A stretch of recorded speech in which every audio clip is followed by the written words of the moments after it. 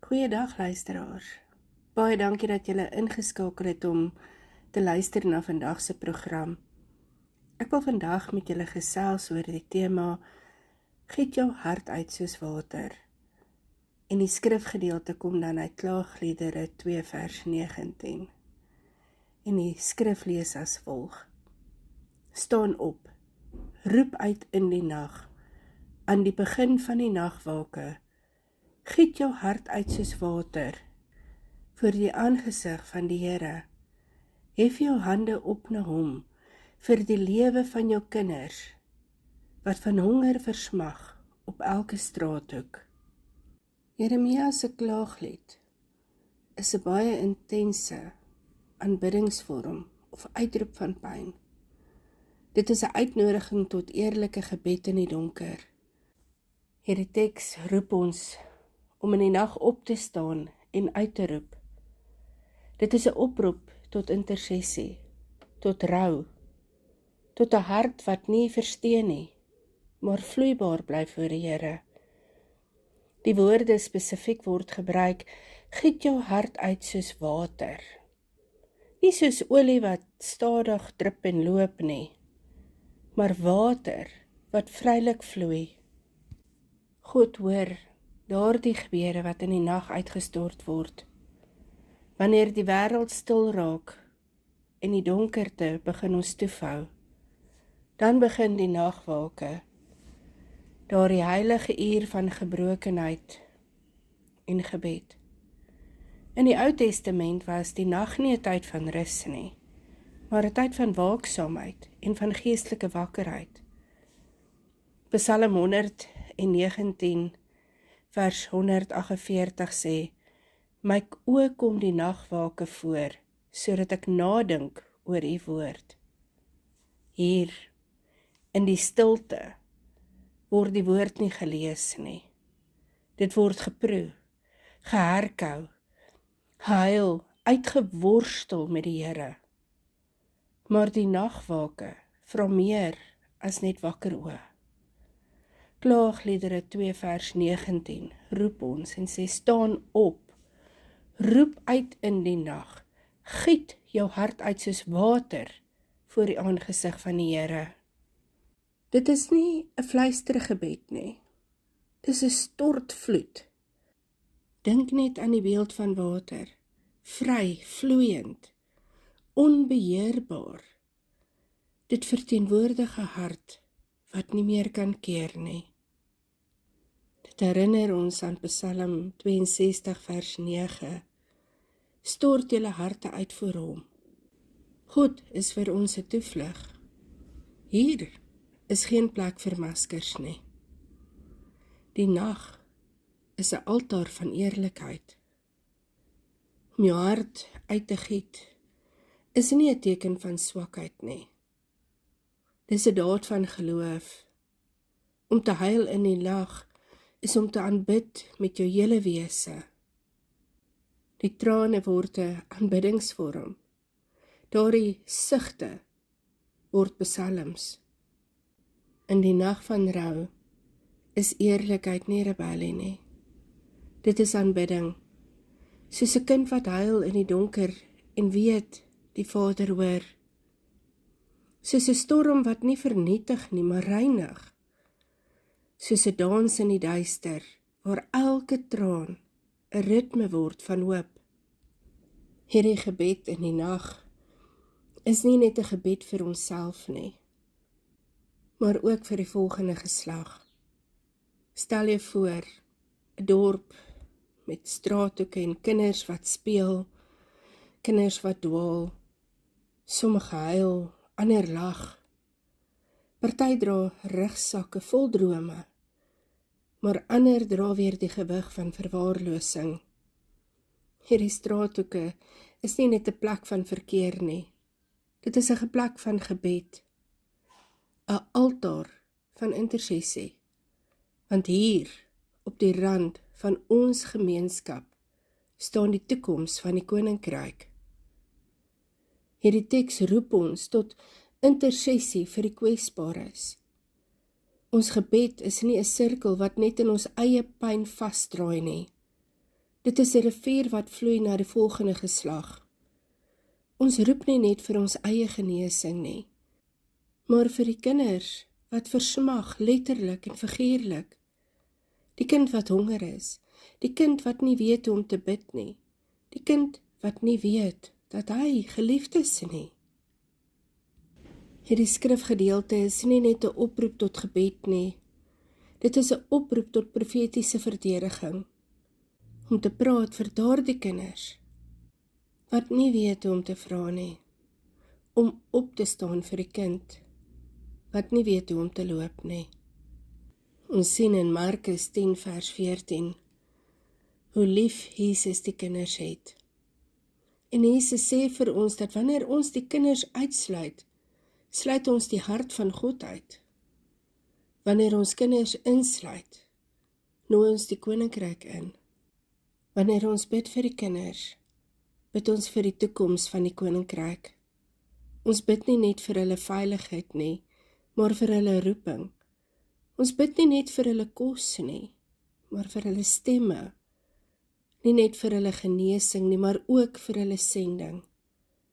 Elke kind is 'n potentiaaldraer van die evangelie. Elke kind is 'n profeet in wording. 'n lied wat nog gesing moet word. Hoe bid ons vir ons kinders? Deur hulle name te noem, die kinders wat jy ken, die wat in jou omgewing is, die wat in jou kerk en in jou familie is. Gee vir daardie identiteit in jou gebed. Kyk na hulle, sien hulle. Moenie net vir hulle in die geheim bid nie, bid ook vir hulle in die openbaar en in aksie. Neem hulle hande, dans met hulle, speel saam met hulle. Laat jou gebed 'n ritme word wat hulle kan hoor. Glo dat God hulle sal gebruik. Glo dat hulle sal genees.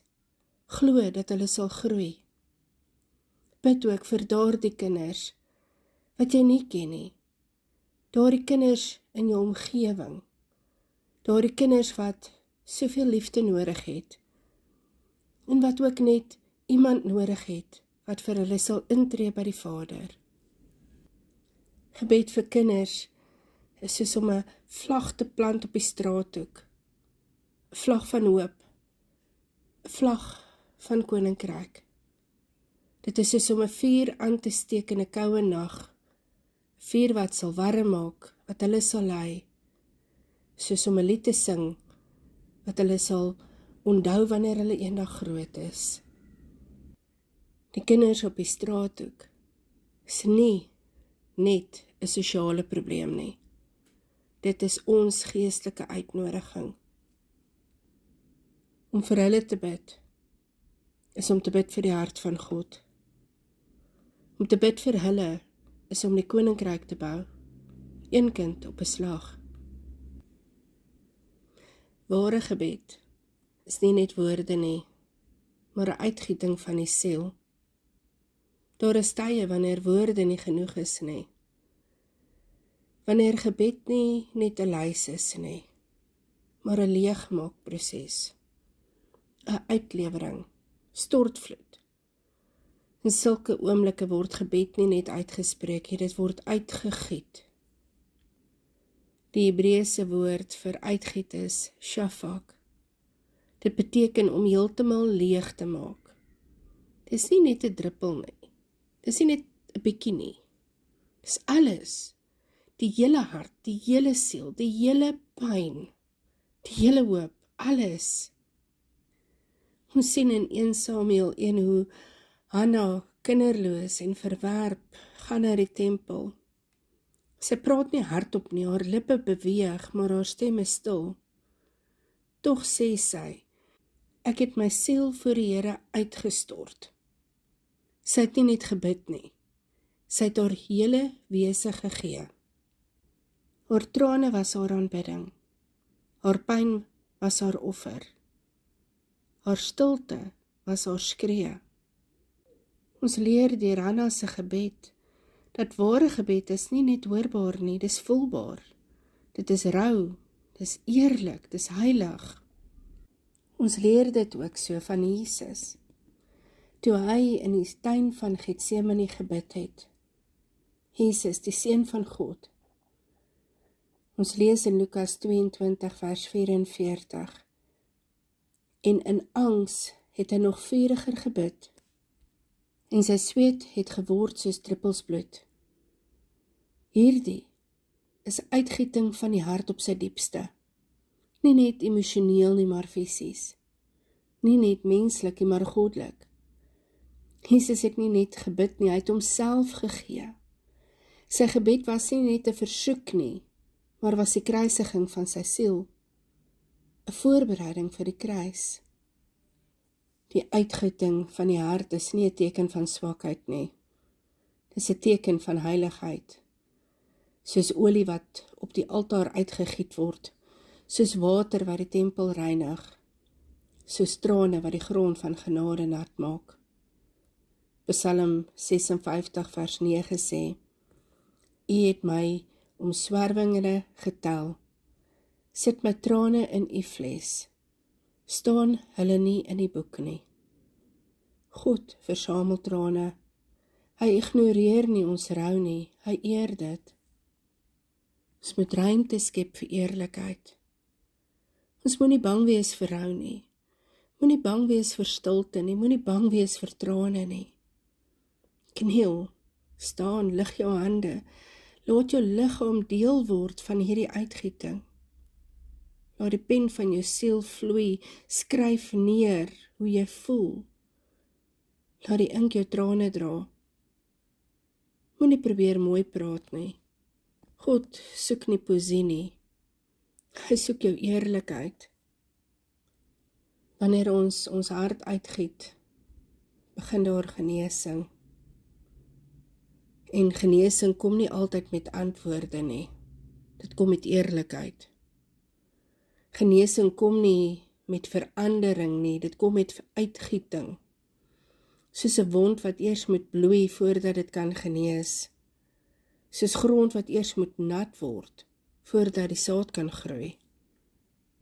Gebed is soos 'n kruik wat gebreek word voor die Here. Soos wat Maria daai albasterfles gebreek het, uitgegiet het. Soos 'n rivier wat nie gekeer kan word nie, maar vloei tot by die troon van genade. Ware gebed is nie net woorde nie.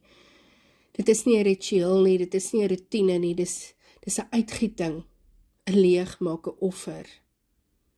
En wanneer jy jou hart uitgiet, sal God dit nie net hoor nie. Hy sal dit dra. Ons giet ons hart uit, nie sommer net in die lug in nie, maar voor die aangesig van die Here. Hierdie gebed is nie 'n uitroep wat sommer net in die niet in verdwyn nie. Dis nie net 'n fluister teen die wind nie. Dit is nie 'n hoop dat iemand dalk luister nie. Nee. Wanneer ons bid, staan ons voor die aangesig van die Here. Ons staan nie voor 'n muur nie, maar voor 'n hart. Nie voor 'n afwesige God nie, maar voor 'n naby God. Die frase voor die aangesig van die Here kom herhaaldelik in die skrif voor. Dit dui op intimiteit, teenwoordigheid, op 'n God wat nie ver is nie, maar naby. 'n God wat nie net hoor nie, maar sien. Nie net sien nie, maar voel. Psalm 34 vers 19 sê, Die Here is naby aan die gebrokenes van hart, en hy verlos die verslaafdes van gees. Daar is nie 'n afstand nie, daar's geen wagkamer nie, geen verwydering nie. Die Here is naby, nie net aan die heiliges nie, maar aan die gebrokenes.